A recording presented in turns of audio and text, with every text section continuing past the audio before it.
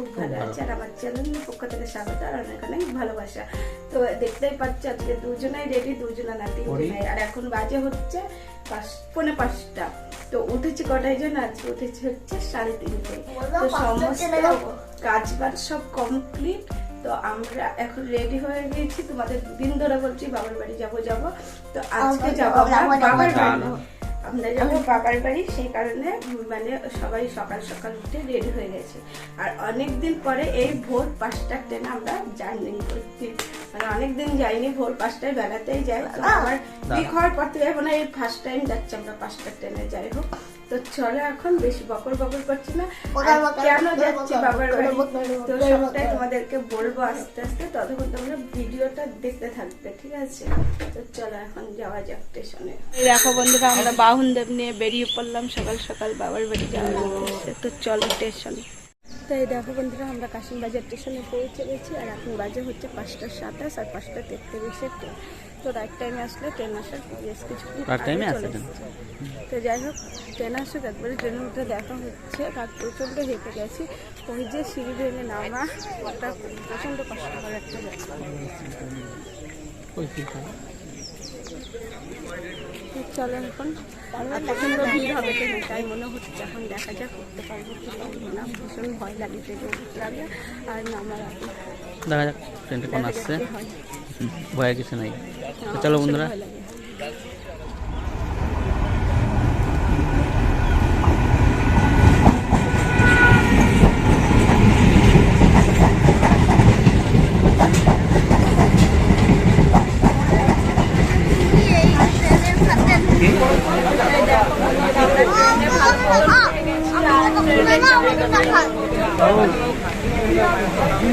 ঠিক আছে। আমরা পৌঁছে গেলাম বেথুয়া রহরি স্টেশনে। এই দেখো, এই ওভারব্রিজটা পার হয়ে ওপারে যেতে হবে, দিয়ে টোটো ধরে বাড়ি যাব। তো আমার ছেলে একটা বায়না ধরেছে, তো তোমাদের দেখাইছে বায়নাটা কি। আর তোমার দিদিভাই দাঁড়িয়ে আছে এদিকে। আমাদের সামনে একটা ট্রেনের বগি লাগানো আছে, তো আমার ছেলে বলছে সেটা দেখতে যাবে। তো কি দেখবে? এই দেখো বন্ধুরা, সে বগিটা এখানে লাগানো আছে। তো ও বলছে আমি দেখবো। তো ওই জন্য দেখাতে নিয়ে এলাম। দেখ, প্লেন একটা বগি দাঁড়িয়ে আছে, কিছু নাই, সবই তো থাকবে। চল, আচ্ছা দেখলি। এই দেখো বন্ধুরা, এটা হচ্ছে বেথুয়া রহরি মোড়। এখান থেকে টোটো ধরে আমরা শ্বশুরবাড়ি যাব, মানে আমি শ্বশুরবাড়ি যাব। তো এখান থেকে অনেকটাই দূর, আধ ঘন্টার উপরে সময় লাগবে। আর দেখো রাস্তাটা কত সুন্দর লাগছে দেখে, বিশ্ব বাংলা লেখা আছে, বড় রাস্তা।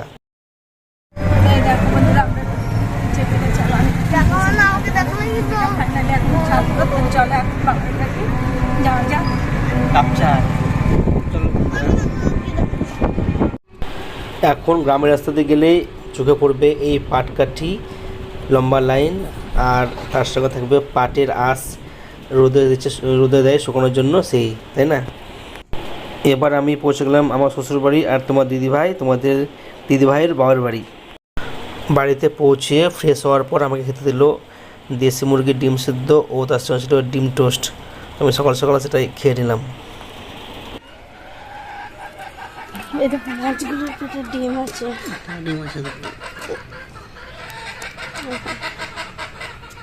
চিংড়ি মাছ আমার বাবা ধরে নিয়ে এসছে, এখন সিদ্ধ হবে ভাত। তো বন্ধুরা, আমরা বাবার বাড়ি চলে এসেছি। আর এসে দেখতে পেলাম, খাওয়া দাওয়া করলাম। সকালের ব্রেকফাস্ট ডিম সিদ্ধ আর ডিম টোস্ট ছিল, আর ফল টল নিয়ে আসলাম, ওগুলোই ছিল। তো খাওয়া দাওয়া করে আমার বাবার বাড়িতে এসে যেটা পছন্দের জায়গা, সেটা হচ্ছে এই ক্লাবটা। আমার খুব ভালো লাগে। আর যত ফুল গাছ সব এখানেই লাগায়। আগে খেয়ে পেয়ে আমি চলে এসেছি এখানে গাছ দেখতে। তোমরা দেখেছিলাম আগে মনে হয় জব গাছ কিনেছিলাম, তো সেই জব গাছগুলো এখানে লাগানো হয়। দেখো এখানে জব গাছ আছে, সব গাছগুলো এখানে লাগানো আছে। আর ভালো পদ্ম গাছটাও সে অনেক। যেহেতু আমাদের বাড়িতে মাটি, নিচে কোনো মাটি নেই, সব তো সিমেন্ট বাড়ি, যা হোক ওইখানে মাটি আছে বলে গাছগুলো এখানে ভালো হবে, ওই জন্যই নিয়ে আসা। তো ফুলগুলো ফুটলে তখন দেখাবো।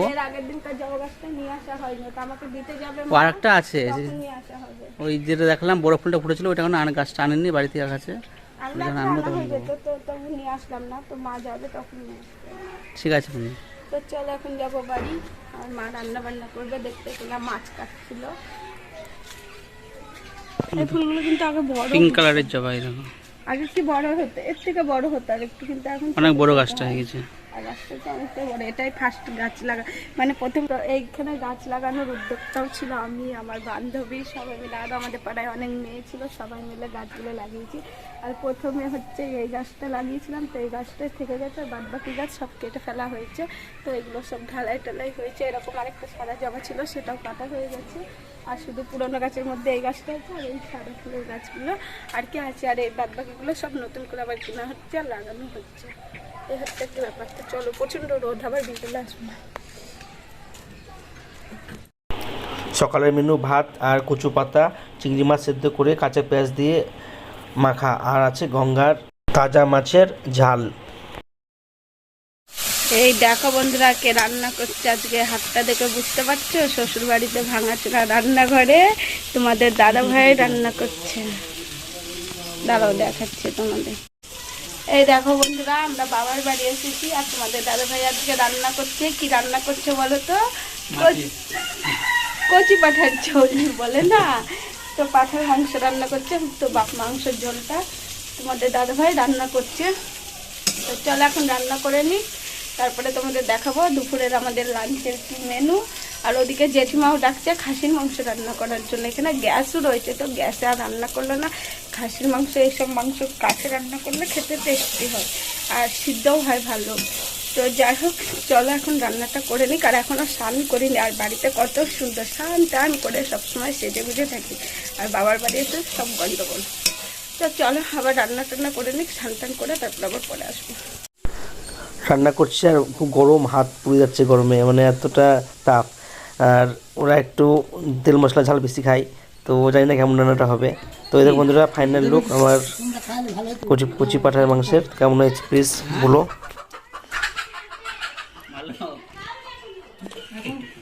একটু খেয়েছি, ভালো। খাওয়া দাওয়ার পর বিকেলবেলায় বেরিয়ে পড়লাম শালাবাবুর সঙ্গে ঘুরতে। তো এই দেখো বন্ধুরা, এটা হচ্ছে ভাগীরথী নদী। তো নদীটা মনে হয় বেঁকে গেছে, পুরো মনে হচ্ছে বিল, স্রোত সেরকম নেই, আর প্রচুর মাছ পাওয়া যায় এখানে। তো সূর্য অস্ত যাচ্ছে, দেখতে কত সুন্দর লাগছে। তো দেখো বন্ধুরা, পুরোটাই তোমার সঙ্গে শেয়ার করলাম এই গ্রাম্য পরিবেশ।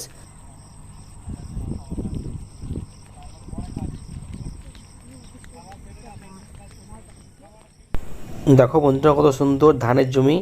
আমার খুব ভালো লাগে এরকম গ্রাম্য পরিবেশ, ধানের জমি, আর তার সঙ্গে আছে এদিকে পাটের ভুঁই। দেখো বড় বড় পাট গাছ খাড়া হয়ে দাঁড়িয়ে আছে। আর এই দেখো বন্ধুরা, গ্রাম্য রাস্তা মাটির, আর তার পাশে আছে ভাগীরথী নদী। তো এত সুন্দর একটা পরিবেশ, কি বলবো তোমাদেরকে। আর দেখো বন্ধুরা, আকাশে পাখি উড়ে যাচ্ছে এক ঝাঁক। আমার মতো কার কার এরকম প্রাকৃতিক পরিবেশ খুব ভালো লাগে, প্লিজ কমেন্ট করে জানিও। আর আমার ছেলে প্রজাপতি দেখেছে, তো প্রজাপতি মানে ফড়িং, এগুলো ফড়িং ধরার জন্য ব্যস্ত লেগে গেছে। এই পুরো গ্রামটাই পানীয় জল সরবরাহ করা হয়। এখানকার এই পাম্প মেশিন আছে, এই পাম্প মেশিনের মাধ্যমে জল ফিল্টার করে। তো এই মেশিনটা এখন খারাপ হয়ে গেছে, তোমাদের দেখাবো নতুন মেশিনটা কোথায় বসানো হয়েছে।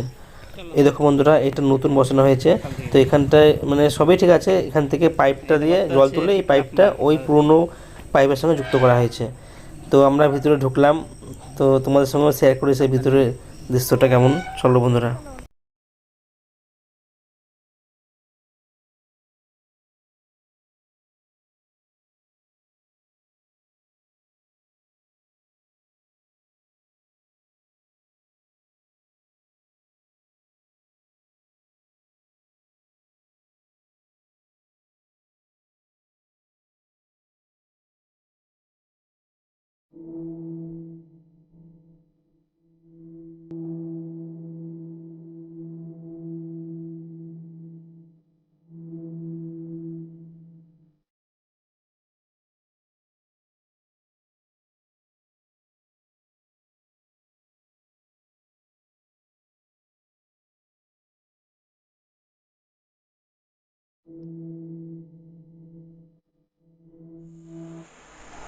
গুড ইভিনিং বন্ধুরা। তো সে অনেকক্ষণ পরে আবারও চলে আসলাম তোমাদের সামনে, সকাল দুপুরের পর থেকে একদম রেডি হয়ে।